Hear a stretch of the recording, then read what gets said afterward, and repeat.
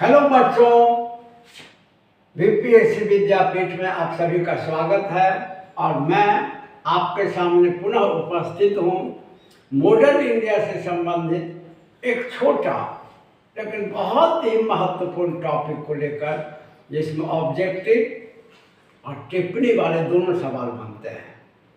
यह है तेभागा आंदोलन जो बंगाल के क्षेत्र में हुआ था। हम सभी जानते हैं कि औपनिवेशिक शासन या ब्रिटिश शासन की शोषणकारी नीति से भारत का लगभग हर वर्ग असंतुष्ट था, चाहे वो किसान हो, मजदूर हो, व्यापारी हो, उद्योगपति हो, शिल्पकारी करने वाले लोग हों, अंततः जमींदार भी असंतुष्ट हो गए।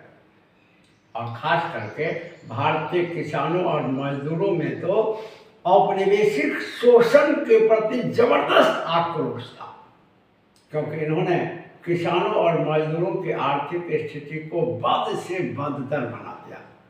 एक तो वैसे भी इनकी आर्थिक स्थिति कमजोर होती है, ऊपर से औपनिवेशिक शासन की जो शोषणकारी नीतियां हैं, इसने इनकी स्थिति को तो समझिए कि बदहाली में पहुंचा दिया, या ऐसा कह सकते हैं कि आर्थिक पतन के गर्त में पहुंचा दिया इनको।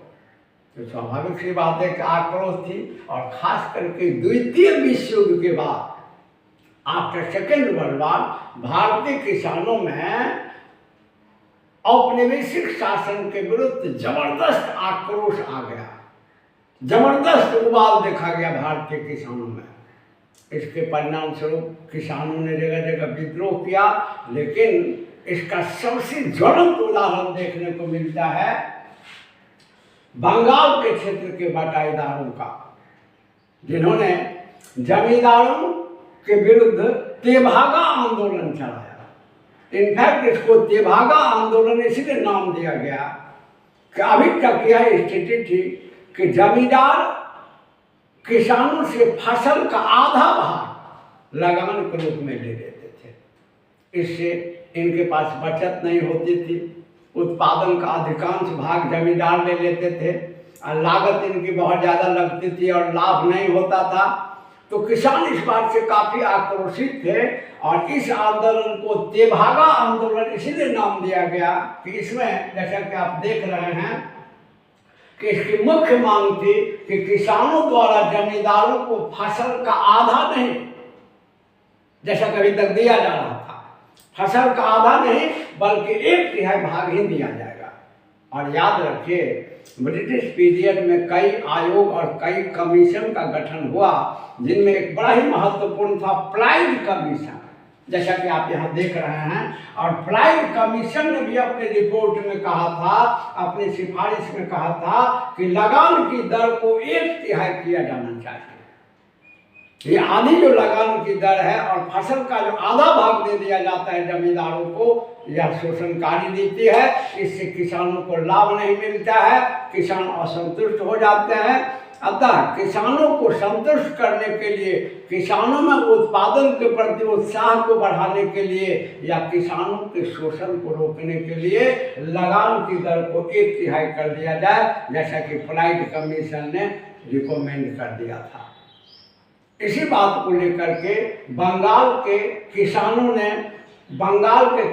ने जमींदारों के विरुद्ध जबरदस्त आंदोलन चलाया, बड़ा जबरदस्त संघर्ष चलाया, जिसकी मुख्य मांग यह थी कि अब फसल का आधा भाग जमींदारों को नहीं दिया जाएगा बल्कि 1/3 भाग ही दिया जाएगा।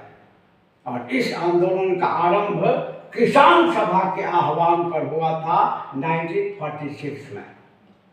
और यह आंदोलन बंगाल में अधिकांश क्षेत्र में फैल गया।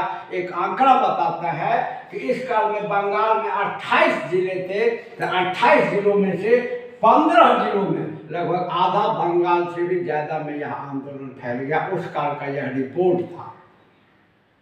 तो यह आंदोलन बंगाल के अधिक से अधिक क्षेत्र को, यह संघर्ष बंगाल के अधिक से अधिक क्षेत्र को अपने गिरफ्त में ले लिया और किसानों ने जबरदस्त इस संघर्ष के दौरान जबरदस्त आक्रोश व्यक्त किया जमींदारों के विरुद्ध।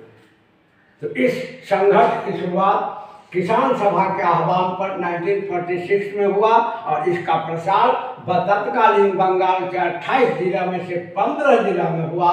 और इस संघर्ष में हिंदू, मुसलमान और आदिवासी किसानों की भागीदारी प्रमुख रही।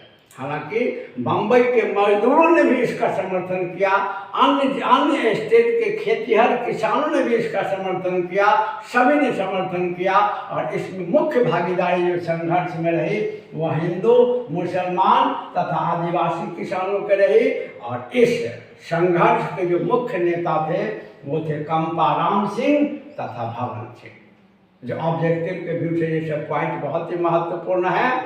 इस संघर्ष के मुख्य नेता कंपाराम सिंह तथा भवन सिंह थे और राष्ट्रीय नेताओं ने भी इसको अपना समर्थन दिया था। तो भारत में या गुलाम भारत में या औपनिवेशिक भारत में होने वाले कृषक संघर्षों में तेभागा आंदोलन का एक अपना विशेष महत्व है, जो बंगाल के क्षेत्र में 1946 में हुआ। फिर इसी प्रकार का किसी अगले महत्वपूर्ण टॉपिक को लेकर के उपस्थित होंगे किसी अगले वीडियो में। तब तक के लिए धन्यवाद।